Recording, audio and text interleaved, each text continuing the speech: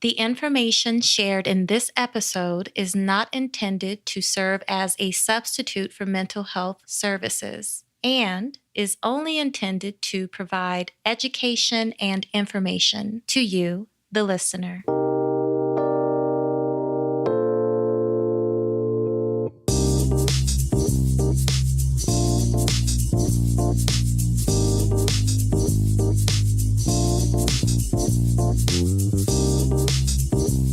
Thank you for tuning in to the Honeybee Podcast. I am very appreciative for you listening to today's episode. October is National Bullying Prevention Month. And while I am mindful that October is coming to a close, I'm also present to the fact that bullying is a timeless conversation. I want to focus this episode not only on interpersonal bullying, like in-person bullying, I also want to focus on cyberbullying. A couple of decades ago, the experience of being cyberbullied had been discussed, and many people, from my experience, did not understand how someone being antagonized or bullied over the internet, how that experience could create such devastating consequences for the person on the receiving end.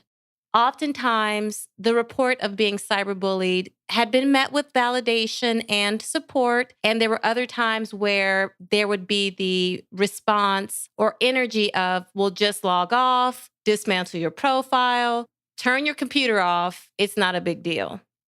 And the time that we're living in currently, cyberbullying is a significant deal, and logging off and deactivating your account is not something that for many people is feasible or logical to do. Take, for example, the children who are in school. I know in Clark County, Nevada, children are required to do things like Google Classroom and other educational platforms that will allow them to not only get coursework assigned by their teacher, also to interact with their peers and have class discussion. Now, with that, of course, teachers could see if a child was being antagonized within the virtual classroom setting. And it's also logical that children in classes share their handles and the platforms that they're on within social media. And so then there is an additional layer to their friendship outside of the classroom, virtual or physical. So children have the experience of interacting with one another on social media and exchanging pleasant information, funny things, and something can happen at school, and the occurrence that took place at school could be brought onto that child's social media platform. And other children can join in with the antagonizing behavior, the name calling, the intentions of embarrassing the youth on the receiving end, which can create devastating effects.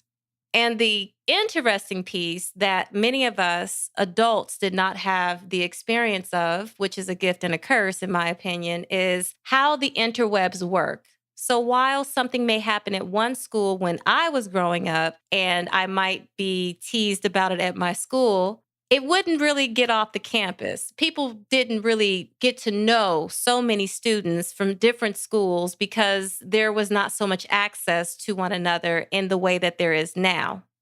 So if you think about it, the children who are growing up right now who have the gift and the curse of having access to social media, being on the internet, like it's really dope. I'm not speaking negatively against it. I have the personal belief that all things can be a gift and a curse. So I'm speaking towards how a child can be antagonized and bullied at school, how that situation can be brought onto their social media and other children can join in. And so it not only happens in that particular school and within that setting, other students from other schools find out, and it becomes a barrage of bullying that many of us did not have to experience. And so there may be some confusion as to what leads a child who has been cyberbullied to end their life. And so not only will the 3 items that I identify be an abbreviated list as to what could lead a child to want to end their life after being cyberbullied, it also provides the three examples as to the experience that youth can have being bullied in person. There again, it doesn't just happen on social media. This bullying can also and often does happen at school in person. So there are three things, as I mentioned before, that influences one to have the urge and intention to end their life.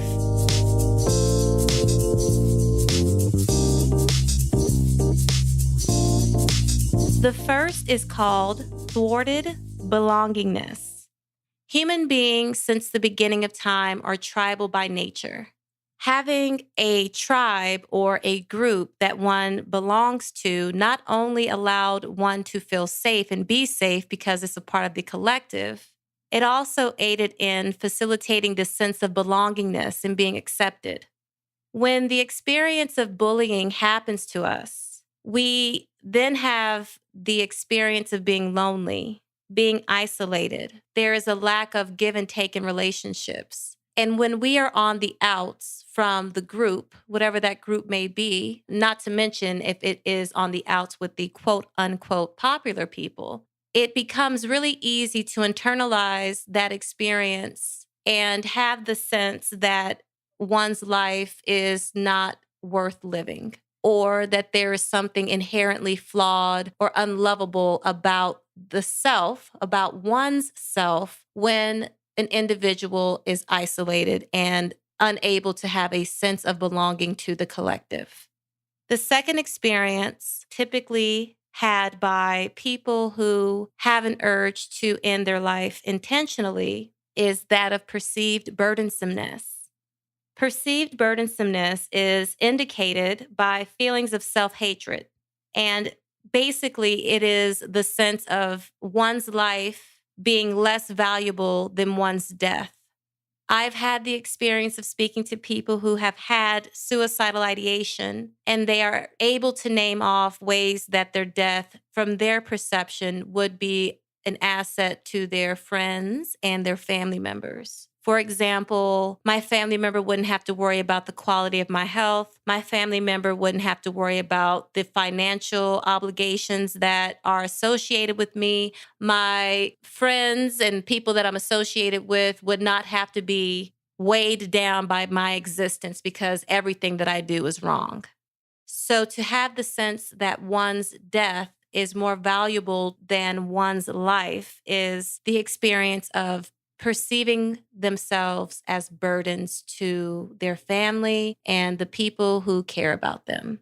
And it also facilitates the urge to end one's life by suicide.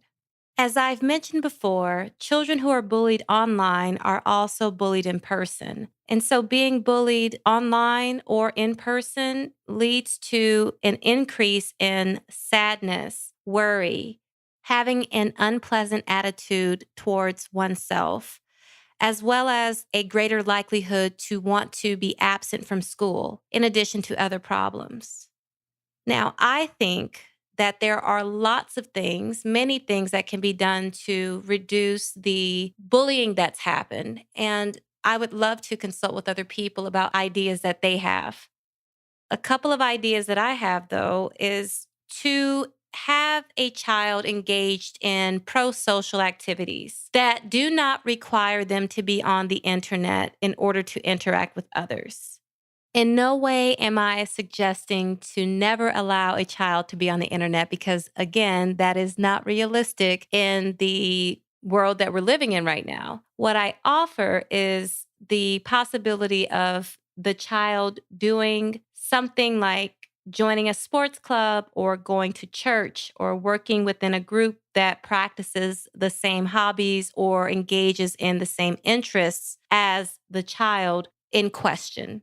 I think this sort of approach is helpful in reducing the possibility of the child having passive thoughts about wanting to be dead or having active thoughts in the sense of taking some action to end their lives intentionally. So it's something worth considering as a possibility to act as a buffer against the terrible effects that bullying and cyberbullying has on a person. An additional helpful idea is increasing pleasant interactions with family members and other supportive people in that child's life, as that would be an additional buffer against the experience of feeling a lack of belongingness to a group, as well as alleviate any sense of being a burden. Having people involved in that child's life, speaking over them the wonderful qualities that they have, reminding them that their life is worth living, reminding them that they are loved and cared for, is so valuable and so helpful towards one, enhancing their concept of themselves. And it's just really rewarding and pleasant to hear that we are loved and cared for, especially during the formative years that a child goes through in the school setting. Finally, the last buffer to the negative effects of bullying in any forms that I have to mention is the concept of hope. With hope, one can begin to successfully plan and achieve goals that they have for themselves and do so with determination. I think that having this sort of conversation with a child in the sense of helping them identify what their values are as a human and ways to align their values with personal goals can inspire them to continue living their life so they can create change and transformation based upon those things that they find inherently valuable in alignment with a goal will allow them to feel a sense of mastery and a sense of purpose. To utilize the blessings of having hope, one needs a path and the agency to do so. Having a path is the ability to successfully plan a way to achieve that goal that that child has in their mind, with help from a loving, caring, and supportive person, of course. Having a sense of self and determination will help with having a desire to reach the goal that they have in mind. An action must be planned before the action can be initiated. Therefore, conversation is helpful, which there again alleviates the thwarted belongingness and reduces the perceived burden that that life of the child has in the long run. In order to dismantle hopelessness, one needs to have hope.